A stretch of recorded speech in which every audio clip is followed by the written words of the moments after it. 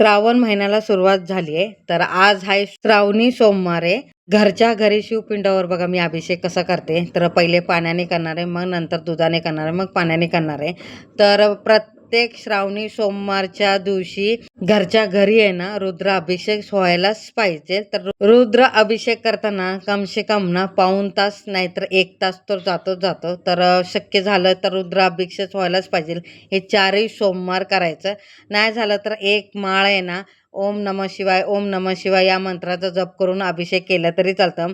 शिवमहिमा स्तोत्र नाहीतर महामृत्युंजय मंत्र या मंत्राचा जप करून अभिषेक केला तरी चालतो. तुम्ही पाण्याने करा, दुधाने करा, दहीने करा, पंचामृतने करा. शिवपिंडावर अभिषेक करताना दुधाने केलं ना की कच्चं दूध ना अर्पण करायचं शिवपिंडावर, तापवलेलं नाही. कच्चं दूध अर्पण करायचं. तर तुम्हाला व्हिडिओ कसा वाटला मला नक्की कमेंटमध्ये सांगा. आवडला असेल तर लाईक, शेअर, सबस्क्राईब करा. सगळ्यांना